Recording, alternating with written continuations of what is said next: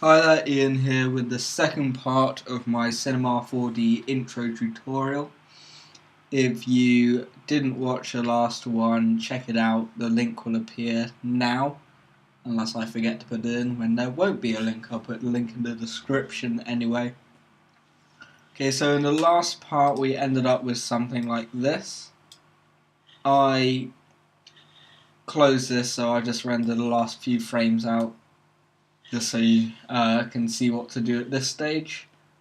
You need to save this out if you haven't already, and that's by going File, Save, and this box comes up. On the type you want Animation, and make sure it's the same as what we set it as earlier. So you want TIFF PSD layers, that'll be 0 to 150 for you, but I just did the last 10, and alpha channel you want on. Then click OK, and what you want to do is what I've done here pretty much. Make a new folder within wherever you're saving it called Intro or Cinema 4D Render, and name it whatever you want, because when you save this out it's going to be loads of different pictures, and so you get 150 pictures here. And so you kind of want this in its own folder so it doesn't mess up everything in here. And since I've already saved this out, I'm just going to click cancel, but just click save and it'll render out.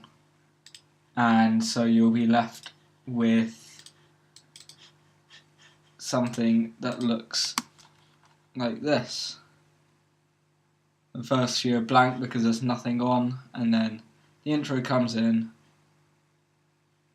The text appears over the top, comes up, and that's it. As you can see, there's no background at all. The only thing you can see here is my background. I got a new background, I hope you like it. It took a while to find, had to edit it a bit so it looked a bit better. Had to flip it because all my icons are there. But that's not the point.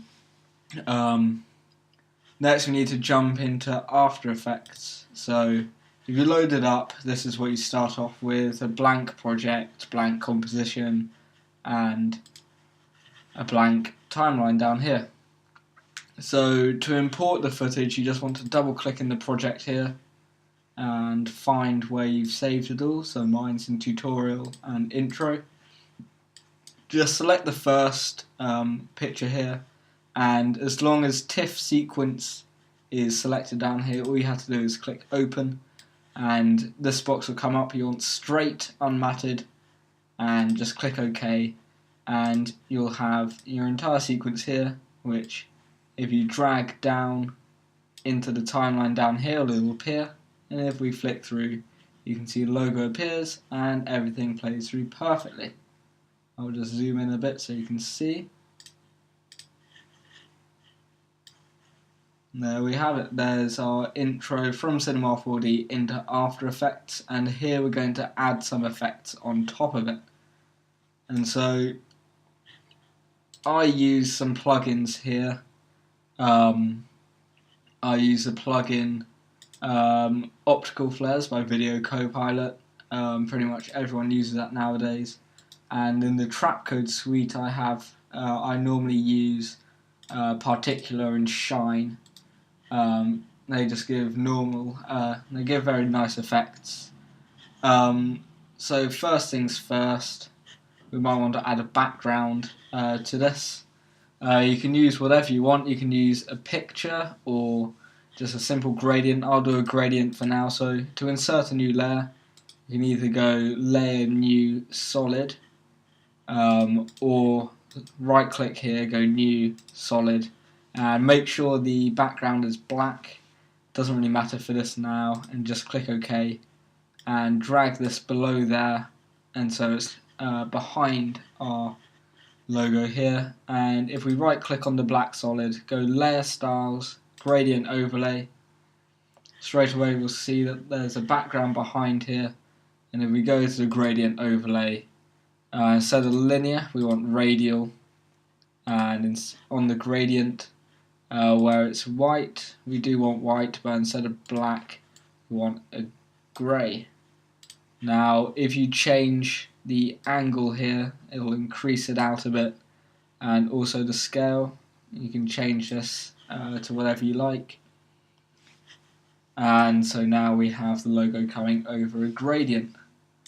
I'm going to go for a darker one actually, so I'm just going to make the white a dark grey and the grey a black, and you can change these all again until you have exactly what you want.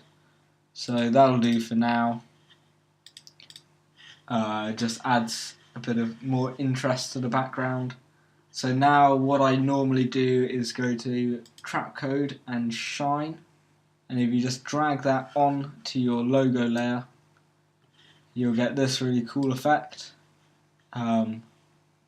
But it's not quite what you want, because now you've pretty much lost your logo. You want to go to transfer mode. This is in the effects control for shine, and click add, and that's going to add that shine over the top of the logo. You might not want that color, that's in colorize, and instead of 3 color gradient you can choose any of these presets, and that looks a lot nicer. Now the shine might be a bit too big, so you could either change the opacity down so you can't see as much of it, or the ray length. That's going to change. I'll put this back up. The length of the shine rays that come out of it. So if we change that down or up, you can see it changes quite drastically. I'm going to keep that. It's normally on 4. I'm going to have it on just under 2, and the shine opacity I'm just going to turn down a bit so it's not quite as strong. Also, if you change the center point, all the shine will come from wherever it is. So I normally keep it in the center, and so it comes out and it all looks very nice. It also adds a bit of brightness to all the highlights as well. That's really helpful. Then another thing I normally do is if you just make a new solid down here, so just right click, new solid, black. Now you don't need to change anything here, and if you just go on to particular, just drag it on, you'll see all these dots. It's not quite what we want, so we need to change some of the settings here. So on the emitter, instead of point, you change it to box, and change the emitter size, so just click and drag, and so it's off the screen in all directions. And for the Z, you can just change it so it has a bit of depth. And I like to change the velocity just to about 10, so we're not 210, just 10.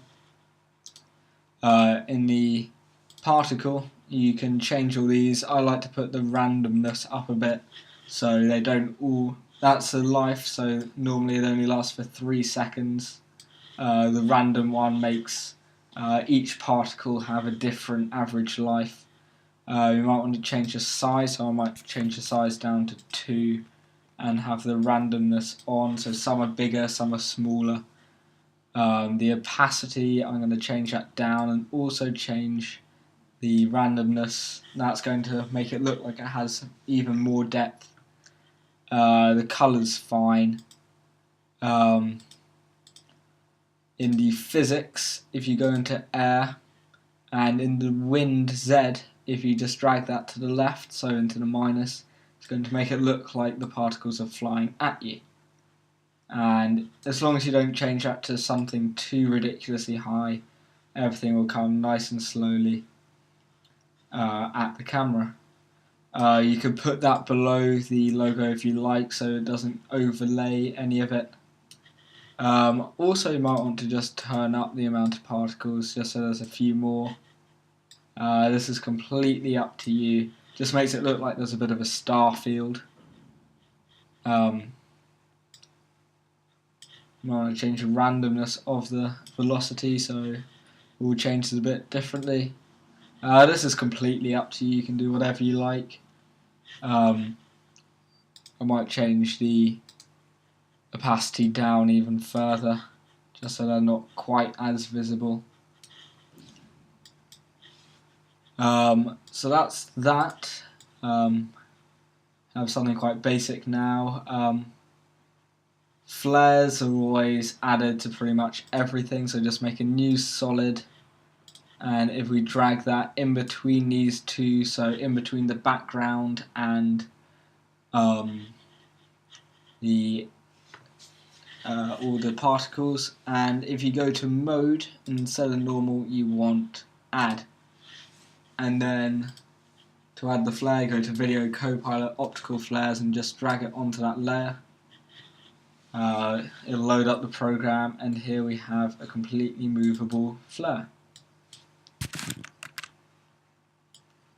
So if you just drag this to the left or right, then at the 0 frame you could have this the position of it at the very top, so just keyframe that, and then by the end have it down here.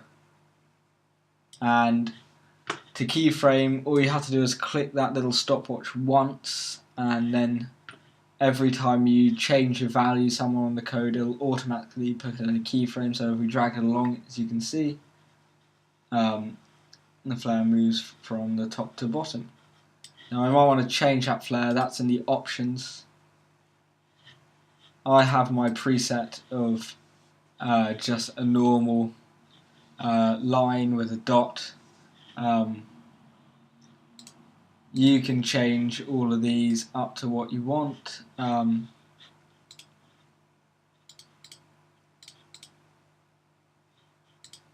that's in the lens objects. So if we make a new one, if I just delete everything here,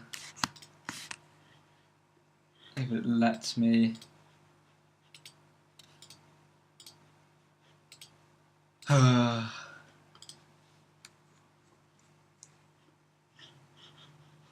clearly it doesn't want me to. There we go. You could just create a streak, maybe a glow, and that's pretty much it. You might want to turn the glow right the way down, just so it's a normal dot, and then you can change the colour of it, and so it's whatever you like. I'd stick to nearer the lighter side. That looks okay. And you might want to also add some lens orbs, and you can change all these settings. So this is how many orbs they are, how random the scale is, how random the brightness is. There's so many options you could have here. You don't have to have circles. You could have whatever you want.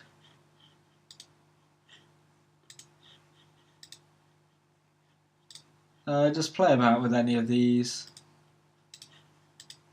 That looks fine.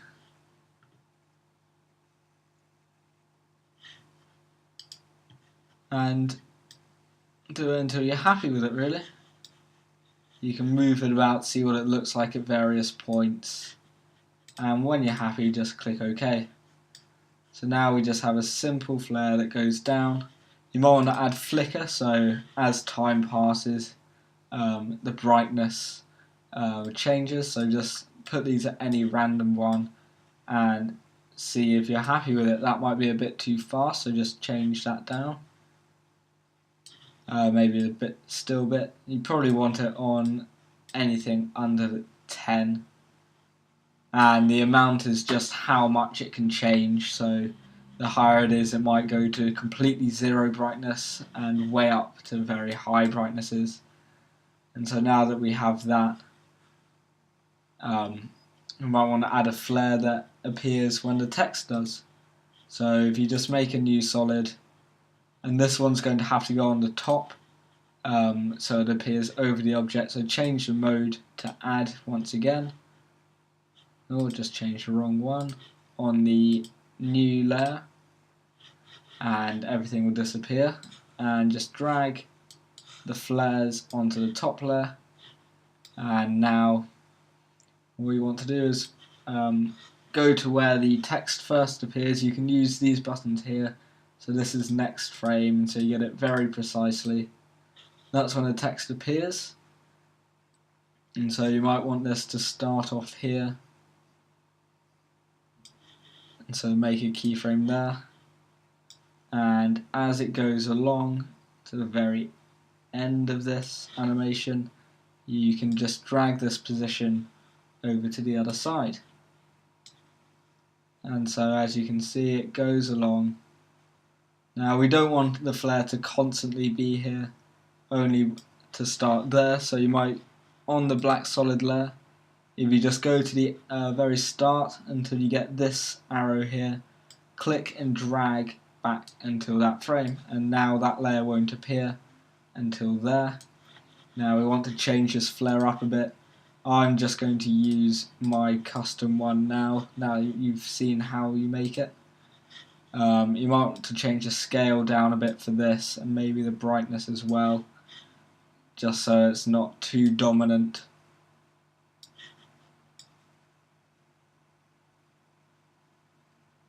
And when it gets to there, instead I'm going to move this a bit further, and so it goes on a bit further, but when it hits there, I'm going to make a keyframe on the brightness and turn it all the way down to 0. And at the start of it, I want the brightness at what it was before. Mine was 130, but it'll probably be different for you. So as it goes along, it loses its brightness till it hits there when it's completely 0. Now this is looking good.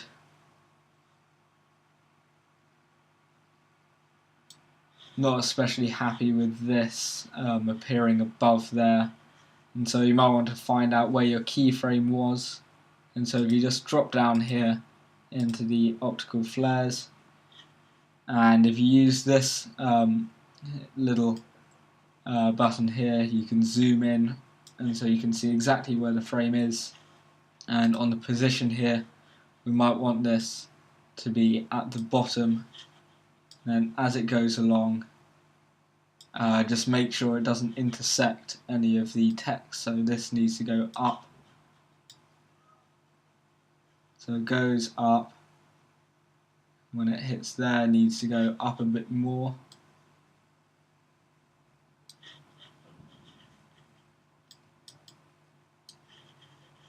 And then just drag on until you're happy with the final result.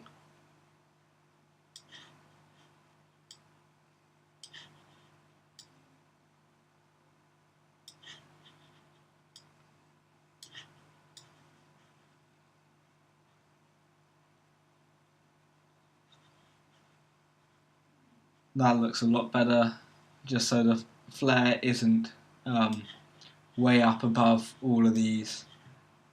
And then you can just drag it back, and so you have your entire composition here. Close that out, and so you have that basic animation there.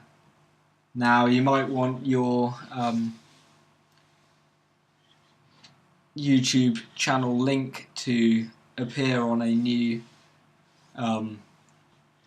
page just after this, and that's very simple to do.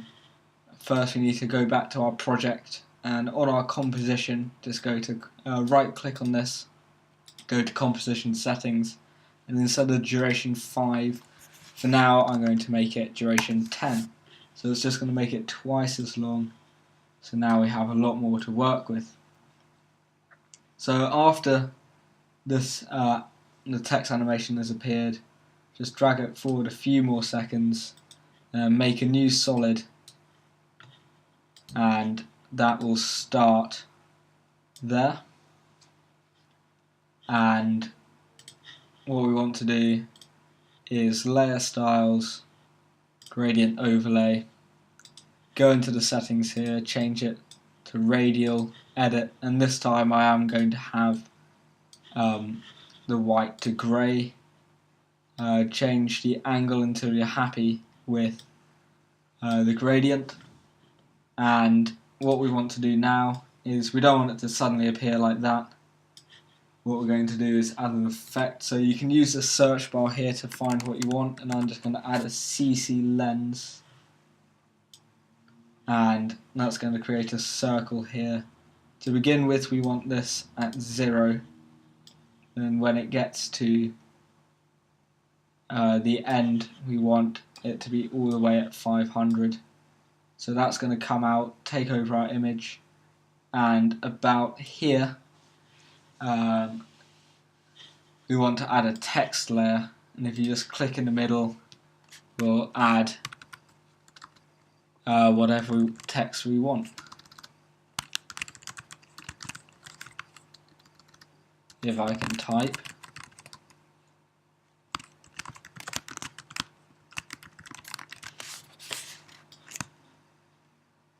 Now you can use whatever font you want. I'm going to use what I normally use, which is Alien League, just because I quite like the font. It's very simplistic, quite easy to use, and obviously we don't want that appearing there, so we just drag that to about halfway. Again, we don't want it to just suddenly appear like that, we need to animate this. So if we go to the drop down arrow here and go animate opacity and turn the opacity all the way down to 0, and you might be thinking we're not keyframing this, it's still 0 all the way around, but what we want to do is go to range selector, go down to advanced, turn the smoothing all the way to 0, and then make a keyframe at the start here of offset at 0, and we want the text to appear about, I don't know, half a second later, and turn the offset all the way to 100. And what that's going to do is make the text almost type out. So now we have a logo coming in, the text appearing with a flare, and then our link appearing over the top.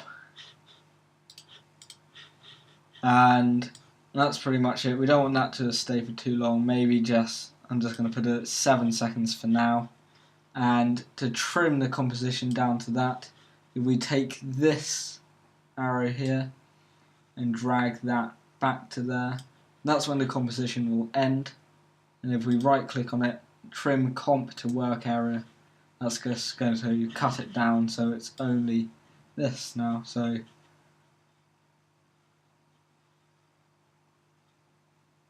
you can change all these settings here, make it perfect to what you like.